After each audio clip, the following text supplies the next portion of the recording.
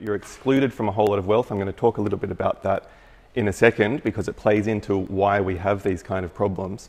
And I'm also going to talk a little bit about how we get these things like split incentives and then move into hopefully some solutions. So although I'm going to talk a lot about problems today, I want to sort of frame it and leave you with the impression, hopefully, that I am quite optimistic about our situation.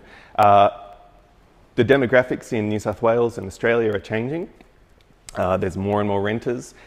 There's more and more people who are renting for longer. And so there's more and more people who have an interest in making sure these issues get fixed. As well as that, there's also more opportunity to fix the issues. 50 years ago, we didn't really have the option of widespread solar generation. We didn't have the option of all these kind of technologies that are coming online and how we can share energy within the community as well. So there's a lot of opportunity. What we need is to make sure that there's the political will to move towards those opportunities and actually act on them. So look, I think I'd like to start with saying that Australia is a country that actually is, most personal wealth is held up in property. Most personal wealth is in the value of the home that people live in. So if you don't own a home, you don't have access to that personal wealth. That's not the case around the world. We have one of the highest proportions of personal wealth being held in land and property.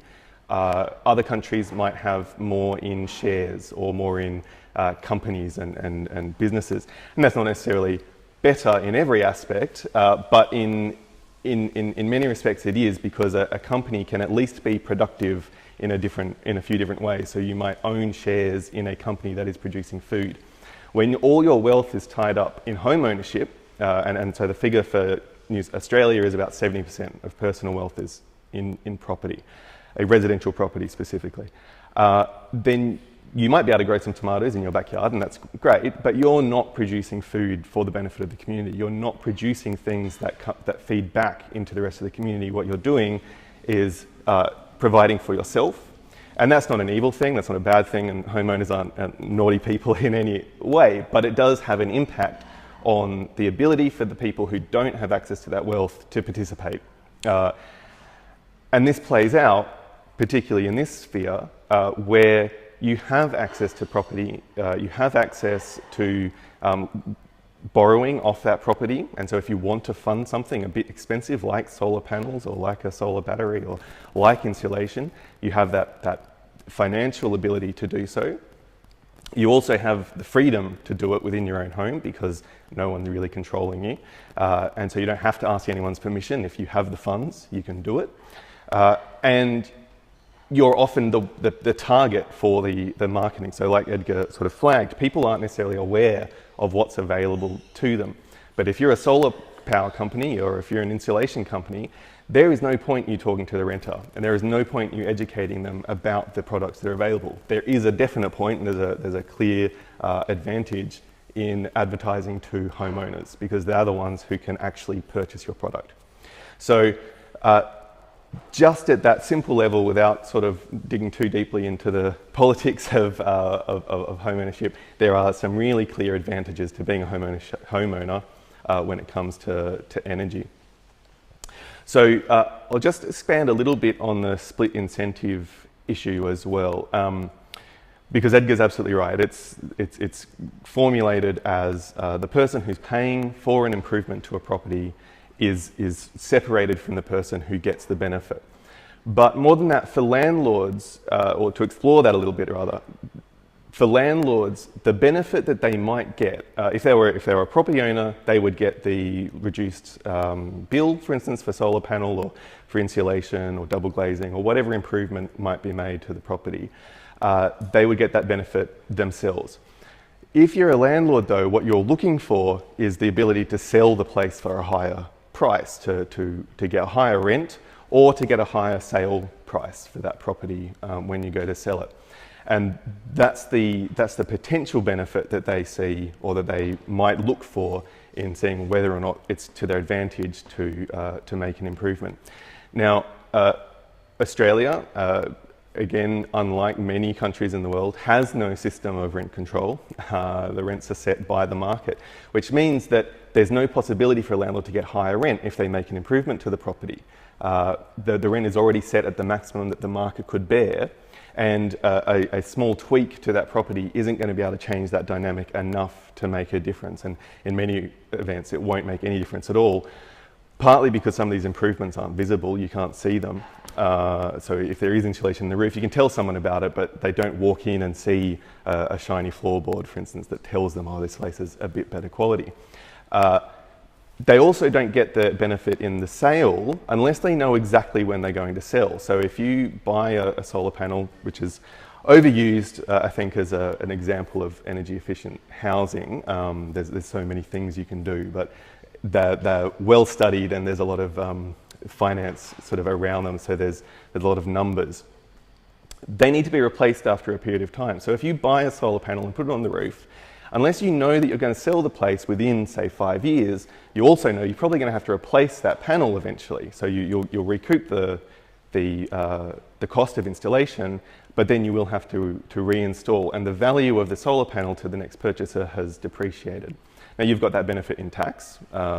It's not entirely true that you don't get a tax benefit for upgrades to the property, but it's not as direct. So the replacing like, so this is a diversion, but replacing like for like, you get a direct payment for that replacement in that one tax year. Whereas for an upgrade to the property, you get the depreciated value over time. And so that might take years and years before you get the value back. So it's just a slower process of getting the capital gain. So when you sell a property with a solar panel on it, unless you have a really clear plan of when you're going to sell it, then you don't get the benefit. And the best time to put it on is just before you sell it. And so the tenant who's been living there for those few years doesn't get that benefit. The landlord does, but they only get it when they sell. And so there's a real incentive to push it towards the sale. Our tax structure with capital gains and negative gearing is geared towards a sort of a 6-year cycle is the sort of optimized time to own a property. Most properties are owned for about 10 years, but that's bumped up by homeowners. And the 6-year cycle is that the capital gain usually over that 6 years has gone up enough that the negative gearing benefit is now worth it to cash in. So you know, negative gearing only works if you make a profit when you sell. If you don't make a profit, it's a useless subsidy. So you have to make a profit when you sell. The house price has to have gone up enough, and that is generally after about 6 years. The other reason 6 years works is because your capital gain deduction, you can use that so long as you live in a property, so that almost the full capital gain deduction, so long as you live in the property for 6 months out of every 6 years. If you move back in and live in it for 6 months, you restart the clock on being a homeowner rather than investor. So there's a lot of inbuilt in turnover in our property system. Often other markets, people might own property for decades and they will have paid it off, and they'll be getting the rent, and that's the income that they're looking for. In Australia, it's actually mostly about the capital gain, and it's less and less about the rental yield, which is the figure that the investors use. That's also changing, and that may be of some benefit to us, particularly in the southwest of Sydney. There's a growing demand, and actually Edgar's department was one of the people who's proved this. There's a growing cohort of landlords who are really after the rental yield rather than the capital gain. And if you are about the rental yield, there might be some more capacity to use things like subsidies to say, look, we'll give you some money to install a property because it doesn't, the maths works out better if you're a rental yield kind of landlord versus a capital gains kind of landlord. So I just want to go back to some of the opportunities for change. As I said, more and more people are renters, and that includes people who are, you know, traditionally would have rented until they're 30 and then moved into home ownership and paid off the mortgage by about 50, and then they're fine for retirement. At the lower end of the income sort of spectrum, not the lowest of the low, the working people. and they are more and more likely to be renting for the whole time. But the other change is in journalists and political advisors. We're seeing more and more people in the middle income bands and even higher income bands renting for longer and longer and longer as Sydney's prices just stretch far, far beyond them. And so these people are having to deal with rental issues. And these people are in MPs' offices and they're in media offices going, actually, renting is a bit rubbish. We should probably do something about that. And they have the power and the ability to do that if only we can get to them and convince them of that need for change. So this changing demographic opens up that space of not only mobilising and organising on the ground, which is absolutely important and the point of this campaign, but also once you've organised and once you've spread your message, you need the people who can make the decisions to change to listen. And if they are all landlords who have no interest in changing, which has traditionally been the case, then that can be very hard, even if you can prove that you've got thousands of supporters. But if they are listening, because they recognise the impact that the system that you're talking about changing is broken, that makes your job much, much easier. So that's a really good sign, and we're seeing a lot more traction with talking to those kind of political people than we would have 10 years ago, 20 years ago. The other change, and I flagged this before, is the sources of our energy generation are changing. And for a lot of renters, solar panels aren't going to work because they don't live in houses. The solar panels need to be put on the roof. And if you live in an apartment, that can be an incredibly complicated thing to organise, even if you can get sort of the general agreement with all the people who live there. But then a whole bunch of properties aren't even suitable for solar. The same with insulation. It's much harder to do that in an apartment building. And apartments have very different sort of dynamics with the heat generation. You get hotter and hotter the further up you go, and you don't necessarily have any ability to change the structure of the building after it's been built. So you can change building standards when buildings are new, but if it's 10 years old, 15 years old, you've got no hope of going in there and changing things dramatically. So sometimes we do tend to focus on what we can do to particular properties, and that's very important and very useful, but we can also look at different ways of getting energy into our houses. So we can look at things like solar farms, we can look at things like the distributed energy networks that weren't possible 20 years ago and are now possible. They are there if we can get groups within a city to agree to plant solar farms, to do that kind of stuff. The other thing we've got is a very separated energy network. So the people who produce the power in the coal power plant or in the hydrothermal plant or in solar are different people to the people who control the wires and push the energy around. The people who control the wires don't care where the power comes from. They have actually no interest in where it comes from. They get paid either way. They get paid for moving the energy around. So unlike a system where we might have AGL own the plant and the wires and your account, we often have 3 different companies doing that. And the middle people don't mind, and there is no barrier there. So if you're producing power within a community, that actually does get to more tenants than a change to the number of solar panels on the roof. So I think I'd really like to keep that in mind when we talk about bill busting, because the changes we can make to physical properties and the changes we can make to the rental standards are very important, but the changes we can make to our energy generation is also just as important. But efficiency standards within homes,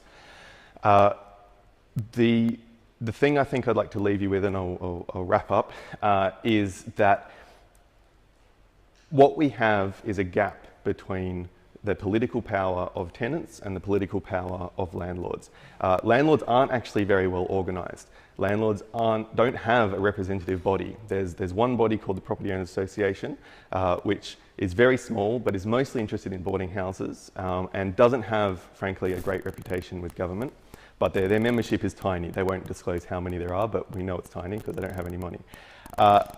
There's also the Real Estate Institute, but they don't represent landlords. they represent real estate agents, and real estate agent and landlord interests are very different. A real estate agent is very interested in churn of properties, of churn of tenants, because they can get more commission and they can get fees for all that. A landlord's interest may well be about collecting the rent and the capital gain, and they don't actually mind if a tenant has solar panels or a tenant has insulation in the property, so long as they're not the ones sort of paying for it. And they are the ones who will say that the rents will go up. And they're the ones who say, well, if we make it too expensive, we're going to leave the market. But that's the Real Estate Institute talking. That's not property owners. And so I think there's a real gap in the conversation in New South Wales with landlords who would be willing to support change in tenancy law, or at least not stand in the way of change in tenancy law, because they are being misrepresented by the professional bodies that purport to talk on their behalf. Disinvestment has always been threatened every time there's been an improvement in tenancy law, and disinvestment has never happened. No landlord has sold the property because tenancy rights got stronger. Ahuri Research, the Australian Housing and Urban Research Institute, has some really good research showing that the investors' motivations for getting into the market and for leaving the market are unrelated to tenancy rights and to making homes better for tenants. So there is a real opportunity for tenants to be more organised, for tenants to drive the conversation, and for tenants to lay out the solutions. So this is what this campaign is really attractive to us. Thank you.